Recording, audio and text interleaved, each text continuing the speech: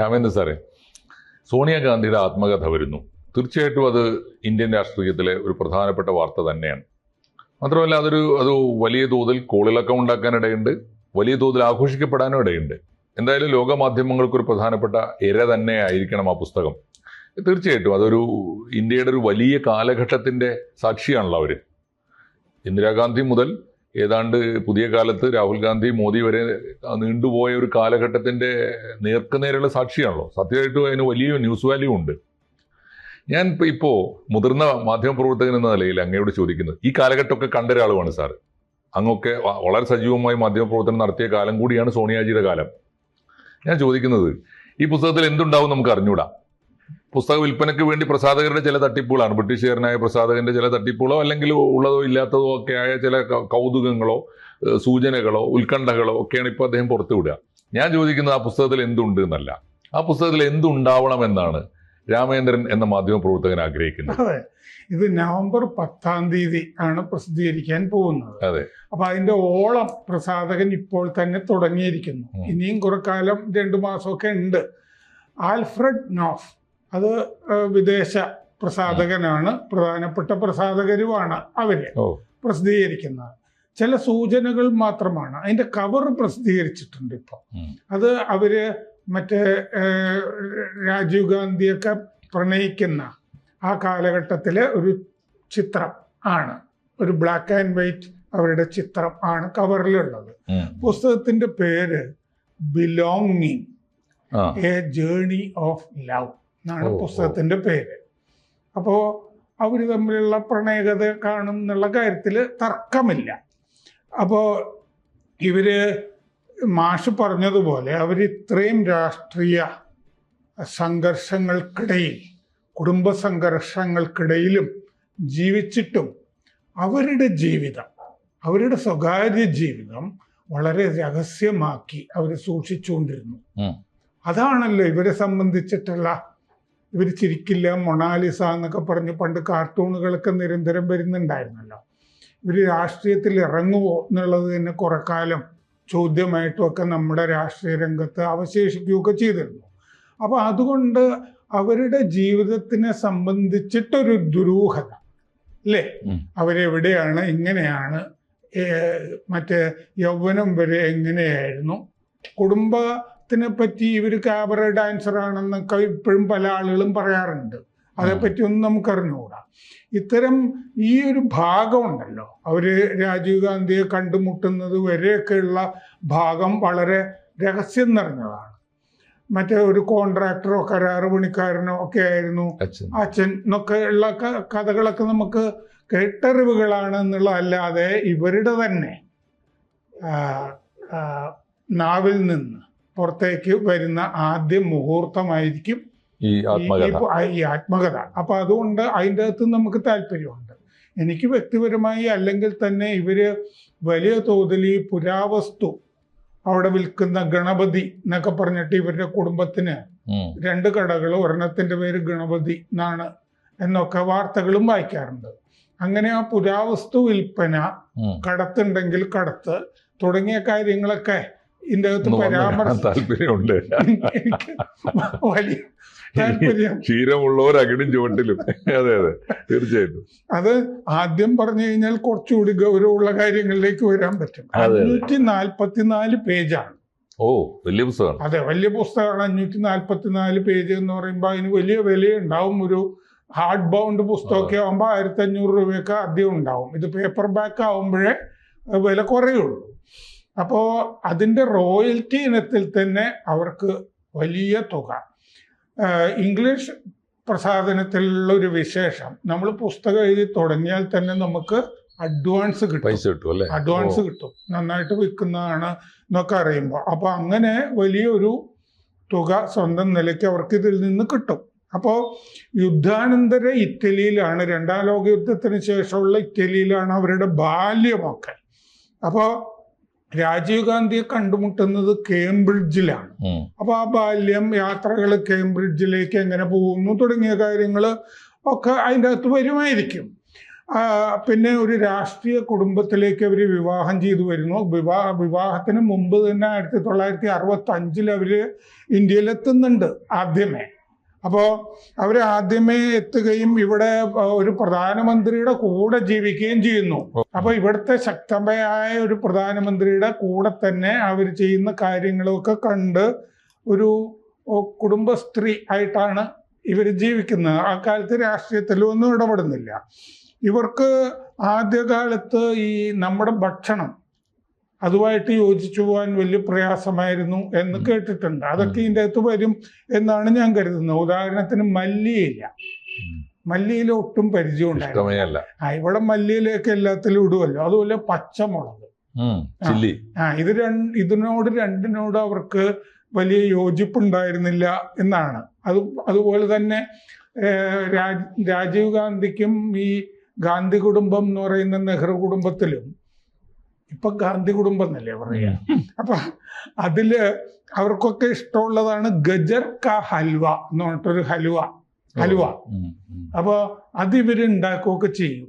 ഈ സോണിയാഗാന്ധി അത് പഠിച്ചത് ഇങ്ങനത്തെ ഈ കൊച്ചു കൊച്ചു കാര്യങ്ങൾ അതിൻ്റെ അകത്ത് ഉണ്ടാകണം എന്നാണ് നമുക്ക് തോന്നുന്നത്. ആദ്യ ഭാഗത്തും ആദ്യ അധ്യായങ്ങളിലും ഒക്കെ. പിന്നെ ഇവര് ഇന്ദിരയുടെ വധം, രാജീവ് ഗാന്ധിയുടെ വധം, ഇത് ഈ കാലഘട്ടമൊക്കെ ഇതിൻ്റെ അകത്ത് വരില്ലേ. അപ്പോൾ എല്ലാവരെ സംബന്ധിച്ചും ഇത് വായിച്ചേ പറ്റൂ എന്നുള്ളൊരു അവസ്ഥയിലേക്ക് വരും. ഒർബസാനോയിലാണ് ജനിച്ചത്. അത് കഴിഞ്ഞ് ടൂറിനടുത്ത് ഒരു കമ്മ്യൂണിൽ ജീവിക്കുന്നു. ടൂറിൻ ഷ്രൗഡ് എന്ന് പറഞ്ഞിട്ട് യേശുവിൻ്റെ അല്ലേ, അതിന് ടൂറിൻ ഷ്രൗഡ് എന്നാണ് പറയുക. അപ്പൊ ഇന്ത്യയിൽ അവർ വരുമ്പോൾ അവരുടെ പേര് സോണിയ മൈനോ എന്ന് തന്നെയാണ്. 1968 വിവാഹം. ഞാൻ പറഞ്ഞല്ലോ, അതിന് 3 കൊല്ലം മുമ്പേ അവർ ഇന്ത്യയിൽ കുടുംബം കാണാനൊക്കെ വന്നു. അന്റോണിയോ മൈനോ എന്നായിരുന്നില്ലേ? അതെ, സോണിയ അന്റോണിയോ മൈനോ, മറ്റേ അച്ഛൻ്റെ പേര്, അപ്പൻ്റെ. അപ്പോ ഇതിൻ്റെ അകത്ത് സഞ്ജയ് ഗാന്ധിയുടെ മരണം, പിന്നെ മറ്റേ 2 അസാസിൻ വധങ്ങളല്ലാതെ 1980 സഞ്ജയ് ഗാന്ധിയുടെ മരണം. ആ ഭാഗത്ത് സഞ്ജയ് ഗാന്ധിയെ പറ്റി കൂടുതൽ കാര്യങ്ങൾ പറയണ്ടേ. സഞ്ജയ് ഗാന്ധി എങ്ങനെയാണ് ഇന്ദിരയെ നയിച്ചിരുന്നത് എന്ന് പറയണ്ടേ, അടിയന്തരാവസ്ഥ പറയണ്ടേ ആ ഭാഗത്ത്. രാജീവ് ഗാന്ധി പിന്നെ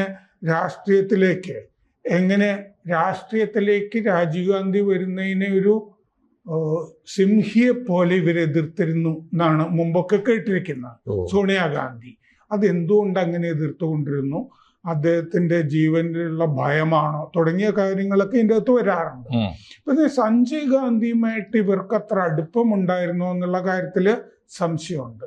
എങ്കിൽ അകൽച്ചയായിരുന്നെങ്കിൽ അത് എന്തുകൊണ്ട് എന്നുള്ളത് ഈ പുസ്തകത്തിൽ വായിച്ചാൽ കൊള്ളാം. പിന്നെ അമിതാഭ് ബച്ചൻ കുടുംബവും അമിതാഭ് ബച്ചൻ ജയഭാരതി കുടുംബവും ഈ രാജീവ് ഗാന്ധി സോണിയാഗാന്ധി കുടുംബവും തമ്മിൽ 2 കുടുംബങ്ങൾ തമ്മിൽ വലിയ അടുപ്പമായിരുന്നു, അതിഗംഭീരമായിട്ട്. എന്നിട്ട് രാജീവ് ഗാന്ധി പറഞ്ഞിട്ടാണ് 1984 അമിതാഭ് ബച്ചൻ രാഷ്ട്രീയത്തിൽ ഇറങ്ങുന്നത്. അലഹാബാദിൽ നിന്ന് ജയിക്കുന്നുണ്ട്, MP ആകുന്നുണ്ട്. പക്ഷേ 2 കുടുംബങ്ങളും തമ്മിൽ അകന്നുപോയി. രാഷ്ട്രീയത്തിൽ വന്നതിന് പിന്നെ അകന്നുപോയി. ആ അകൽച്ചയുടെ കാരണം ഇതിൻ്റെ അകത്ത് കണ്ടാൽ കൊള്ളാം. 1998-99 കാലത്ത് ഇവർ കോൺഗ്രസ് തലപ്പത്ത് വരുന്നു. കോൺഗ്രസിന്റെ തലപ്പത്ത് വരുന്നു. സീതാറാം കേസരിയെ, എത്രയോ നൂറ്റാണ്ടുകൾ ഇതിന്റെ ട്രഷറായിരുന്ന ആളല്ലേ സീതാറാം കേസരി അല്ലേ. സീതാറാം കേസരിയെ എന്തുകൊണ്ട് നീക്കുന്നു ആ സ്ഥാനത്ത് നിന്ന് എന്നുള്ളത് അറിയാൻ നമുക്ക് താല്പര്യമുണ്ട്. 1999 ശരത് പവാർ പിരിയുന്നു, PS ആങ്മ പിരിയുന്നു, NCP ഉണ്ടാകുന്നു, താരിഖ് അൻവർ തർക്കിക്കുന്നു. ഇതിനൊക്കെ കാരണം പറഞ്ഞത് ഇവരൊരു വിദേശ പൗരത്വമുള്ള ആളാണ് എന്നൊക്കെ അവർ പറയുന്നതിലൊരു പ്രധാനപ്പെട്ട കാര്യമാണ്. എന്നിട്ട് ഇവര് കോൺഗ്രസ് പ്രസിഡന്റ് സ്ഥാനം രാജിവെക്കുന്നു. ഈ അകൽച്ചകളൊക്കെ ഇതിൻ്റെ അകത്ത് ക്രൂഷ്യലാണ്. ഇതൊക്കെ ഇതിൻ്റെ അകത്ത് ഇല്ലെങ്കിൽ പിന്നെ ഞാൻ സാധാരണ സിനിമ കാണാൻ പോകുന്നത് ഒരു 15-20 ദിവസം കഴിഞ്ഞിട്ട് ഇത് നല്ലതാണെന്ന് ഉറപ്പ് വരുത്തിയിട്ടാണ്. ഈ പുസ്തകം വന്നാലും ഉടനെ ഞാൻ വാങ്ങിക്കില്ല. കാരണം ഇതൊക്കെ ഇല്ലെങ്കിൽ പിന്നെ എനിക്കിത് വാങ്ങിക്കേണ്ട കാര്യമില്ലല്ലോ. അപ്പോൾ ഒരുപാട് ആത്മകഥകൾ രാഷ്ട്രീയ നേതാക്കളുടെ സ്ത്രീകളുടെ വന്നിട്ടുണ്ട്. Golda Meir, Margaret Thatcher, Benazir Bhutto. ഈ അടുത്ത കാലത്ത് ജസിന്ത ആർഡേണിൻ്റെ ആത്മകഥ വന്നു. മറ്റ് മെലോണിയുടെ 2 പുസ്തകങ്ങൾ വന്നിട്ടുണ്ട്. അപ്പോൾ ആ നിരയിലേക്കൊക്കെ ഇവർ പ്രധാനമന്ത്രി ആയില്ലെങ്കിലും വന്ന് നിൽക്കും. പിന്നെ നരസിംഹറാവുമായിട്ടുള്ള ബന്ധവും അകൽച്ചയും. നട്വർ സിംഗ് ഇവരുടെ ഒരു ഉപദേശകനാണ് ഈ പുസ്തകത്തിന്റെ കാര്യത്തിലും ഒക്കെ. നട്വർ സിംഗ് ഭയങ്കരമായിട്ട് വായിക്കുന്ന ആളാണല്ലോ. അപ്പോൾ അവരുടെ 2 പേരുമായിട്ടുള്ള അകൽച്ച അത് ഒരു പ്രധാനപ്പെട്ട കാര്യമാണ്. ഇവർക്ക് നരസിംഹറാവുമായിട്ടുള്ള അകൽച്ചയുടെ കാരണമായിട്ട് പറയുന്നത് രാജീവ് ഗാന്ധിയുടെ വധം. ഈ ഇന്ത്യൻ ആളുകളാണ് കൊന്നത്, തനു എന്നൊക്കെ പറഞ്ഞ സ്ത്രീയാണെന്നൊക്കെ ഉള്ളത് അറിയാമെന്നല്ലാതെ ഇവരുടെ പുറകിലെ പ്രധാനപ്പെട്ട ആസൂത്രകനുണ്ടല്ലോ അതാര് എന്നുള്ളത് റാവു അന്വേഷിച്ചില്ല എന്നുള്ളതാണ് ഇവരുടെ തർക്കം എന്നാണ് പറയുന്നത്. 1995 ആ സംഭവം സോണിയാഗാന്ധി പരസ്യമായിട്ട് പറയുന്നുമുണ്ട്. എനിക്ക് അത് കൂടുതൽ മാഷിന് ഓർമ്മയുണ്ടാവുമല്ലോ, പ്രിയങ്ക ഗാന്ധി മറ്റേ സ്ത്രീയെ പോയി, നളിനിയെ പോയി ജയിലിൽ കാണുന്നതും ഒക്കെ. അപ്പൊ ശരിക്കും അതിന്റെ പുറകിലെ ആസൂത്രകനാര് എന്നൊക്കെ അറിയാൻ വേണ്ടി പോകുന്നതാണല്ലോ, നളിനിയോട് ചോദിച്ചു മനസ്സിലാക്കാൻ വേണ്ടി. അപ്പൊ അങ്ങനെ LTT ആണ് അതിന്റെ പുറകിൽ നിന്ന് അറിയാം. പക്ഷെ നമുക്കൊക്കെ അറിയാവുന്ന കൊലപാതകങ്ങൾക്കപ്പുറം ആരോ ഉണ്ടാവണം അതിലുണ്ട് എന്നുള്ള വിശ്വാസമാണ്. അത് അന്വേഷിച്ചില്ല നരസിംഹറാവു എന്നാണ് ഇവര്. അത് അങ്ങനെയാണോ എന്നുള്ളത് ഇതിൽ പറയുമോ? അപ്പോ നട്വർ സിംഗുമായിട്ട് അകൽച്ച വരുന്നത് UN ഐക്യരാഷ്ട്രസഭയുടെ ഓയിൽ ഫോർ ഫുഡ് വിവാദം ഒക്കെ ആയിട്ട് ബന്ധപ്പെട്ടാണ് വരുന്നത്. അതിൻ്റെ അകത്ത് നട്വർ സിംഗ് എന്തോ ഇറാനും ഒക്കെ ആയിട്ട് ബന്ധപ്പെട്ട് പൈസ ഉണ്ടാക്കാൻ പോയി എന്നൊക്കെ പറഞ്ഞിട്ടാണ്. പിന്നെ അപ്പോൾ നട്വർ സിംഗിന്റെ ആത്മകഥ എഴുതി, 1 ലൈഫ് ഈസ് നോട്ട് ഇനഫ് എന്ന് പറഞ്ഞിട്ട്. അതിൻ്റെ അകത്ത് ഇവരെ പറ്റിയൊക്കെ പലതും പറഞ്ഞു. 2004 പ്രധാനമന്ത്രി ആകാത്തത് സോണിയാഗാന്ധി അവരുടെ ഒരു ഉൾവിളി കാരണമാണ് എന്ന് പറഞ്ഞിരുന്നു. അത് ഉൾവിളിയൊന്നുമല്ല, ആ സമയത്ത് രാഹുൽ ഗാന്ധി എതിർത്തത് കൊണ്ടാണ് എന്ന് നട്വർ സിംഗിന്റെ ആത്മകഥയിൽ എഴുതിയിരുന്നു. അങ്ങനെയാണെങ്കിൽ രാഹുൽ ഗാന്ധി എന്തുകൊണ്ട് അമ്മ പ്രധാനമന്ത്രി ആകണ്ട എന്ന് പറഞ്ഞു? അത് ഈ പുസ്തകത്തിൽ ഉണ്ടാവുമോ? അപ്പോ അത് എന്നിട്ട് പ്രിയങ്ക പോയി ഈ യോഗത്തിനെ അറിയിക്കുകയാണ്. മൻമോഹൻ സിംഗ്, സുമൻ ദുബെ ഒക്കെ ഉണ്ട്. മൻമോഹൻ സിംഗിനെ ആണ് നമ്മൾ പ്രിഫർ ചെയ്യുന്നത്, അമ്മ ആയിരിക്കില്ല എന്ന് പ്രിയങ്ക ഗാന്ധിയാണ് പോയി പറയുന്നത്. അപ്പോ എന്തുകൊണ്ട് മൻമോഹൻ സിംഗിനെ എടുത്തു? എന്തുകൊണ്ട് പ്രണബ് മുഖർജി എടുത്തില്ല? പ്രണബ് മുഖർജി ഇല്ലേ കോൺഗ്രസിന്റെ കൂടെ ഉറച്ചു വെക്കുന്ന ആള്. മൻമോഹൻ സിംഗ് രാഷ്ട്രീയക്കാരനല്ലല്ലോ. പ്രണബ് കുമാർ ആ പ്രതിഷേധം ആ കുടുംബവും വ്യക്തമാക്കിയിട്ടുണ്ട്. അതെ, പ്രണബ് കുമാർ മുഖർജിയുടെ കുടുംബവും പറഞ്ഞിട്ടുണ്ട്. മറ്റേ ശർമിള മകള് ശർമിഷ്ഠ. അപ്പോ അതിൻ്റെ അകത്ത് അർജുൻ സിംഗ്, എന്തുകൊണ്ട് അർജുൻ സിംഗിനെ ആലോചിച്ചില്ല? പിന്നെ അതുപോലെ തന്നെ 2001 വിമാനാപകടത്തിൽ 56-ാം വയസ്സിൽ മരിച്ചുപോയ മാധവറാവു സിന്ധ്യ ജീവിച്ചിരുന്നെങ്കിൽ അദ്ദേഹം ആകുമായിരുന്നോ എന്നൊക്കെയുള്ള ചോദ്യങ്ങളുണ്ട്. അതുപോലെ 2012 രാഷ്ട്രപതി തെരഞ്ഞെടുപ്പുണ്ട്. ആ സമയത്ത് മൻമോഹൻ സിംഗിനെ രാഷ്ട്രപതിയാക്കുമെന്നും പ്രണബ് കുമാർ മുഖർജി പ്രധാനമന്ത്രി ആകുമെന്നും നമ്മൾ പലരും കരുതിയിരുന്നു. എന്തുകൊണ്ട് അത് സംഭവിച്ചില്ല? അവിടെ തന്നെ പ്രണബ് കുമാർ മുഖർജിയുടെ ആത്മകഥ ഇറങ്ങിയിട്ടുണ്ട്. അതിൻ്റെ അകത്ത് അദ്ദേഹം കുറെ കാര്യങ്ങൾ തുറന്നു പറഞ്ഞിട്ടുണ്ട്. സോണിയാഗാന്ധിക്കെതിരെയും അദ്ദേഹത്തിന് പ്രധാനമന്ത്രിയാകാൻ പറ്റാത്തതിലെ വിഷമം അദ്ദേഹത്തിന്റെ ആത്മകഥയിൽ തീർത്തിട്ടുണ്ട്. അപ്പൊ അതിന് മറുപടി ഉണ്ടാകുമോ? അപ്പോ എന്തുകൊണ്ട് രാഹുലിനെ പിന്നെ രാഷ്ട്രീയത്തില് എന്തുകൊണ്ട് ആദ്യം പ്രിയങ്കയെ കൊണ്ടുവന്നില്ല എന്നുള്ള ചോദ്യങ്ങളുണ്ട്. എന്തുകൊണ്ട് UPA 2 രാഹുൽ ഗാന്ധി മന്ത്രിയായില്ല എന്ന ചോദ്യമൊക്കെ ഉണ്ട്. അപ്പൊ ഇതൊക്കെ ഈ പുസ്തകത്തിൽ വേണ്ടേ? തീർച്ചയായിട്ടും വേണ്ടതാണ്. ഒരുപാട് ചോദ്യങ്ങളുണ്ട്. പ്രധാനമായിട്ടും എനിക്ക് ടാക്ടിക്കലായി തോന്നിയ ഒരേ ഒരു നീക്കം, സോണിയാഗാന്ധിക്ക് എല്ലാ കളവും ഒരുങ്ങിയ സമയത്ത് അവർ പ്രധാനമന്ത്രിയായില്ല. അതിനെനിക്ക് തോന്നിയത് ഒരു പക്ഷേ അന്ന് വലിയ പ്രചാരണം നടന്നിരുന്ന ഒരു വിദേശ വനിത എന്ന നിലയിലാണല്ലോ. അപ്പോൾ അത് പിന്നീട് കോൺഗ്രസിന്റെ വളർച്ചയെ എന്നേക്കുമായിട്ട് ബാധിക്കുമെന്നൊരു കരുതലായിരിക്കാം അത്. പക്ഷെ അതുകൊണ്ട് പിന്നെ സംഭവിക്കുന്നത് സാറ് ഈ പറഞ്ഞ പോലെ കോൺഗ്രസിലെ മുതിർന്ന തലമുറ മുഴുവനും കോൺഗ്രസ് വിട്ടുപോവുകയാണ്. മാത്രമല്ല, രാഹുൽ ഗാന്ധിയെ ആദ്യഘട്ടത്തിൽ ഒരു രാഷ്ട്രീയ പരിശീലനം കൊടുത്തു കൊണ്ടുവന്നില്ല. നെഹ്റു ഇന്ദിരാഗാന്ധിയെ കൊണ്ടുവന്നതുപോലെ കൊണ്ടുവന്നില്ല. അതുകൊണ്ടിപ്പോൾ വളരെ വൈകി അദ്ദേഹത്തിന്റെ കയ്യിൽ അവസരം വന്നപ്പോൾ അദ്ദേഹത്തിന്റെ രാഷ്ട്രീയ പരിചയത്തിന്റെ കുറവ് വല്ലാതെ പ്രകടമാവുകയും ചെയ്തു. ഫലത്തിൽ കോൺഗ്രസിന്റെ ഏറ്റവും ഉജ്ജ്വലമായ കാലത്ത് മരുമകളായി വന്ന സോണിയാഗാന്ധി തന്നെയാണ് കോൺഗ്രസിന്റെ ദയനീയമായ അവസ്ഥയ്ക്കും സാക്ഷിയാകുന്നത്. വളരെ സാക്ഷി മാത്രമല്ലല്ലോ, അവരതിന്റെ വിധാതാവാണല്ലോ.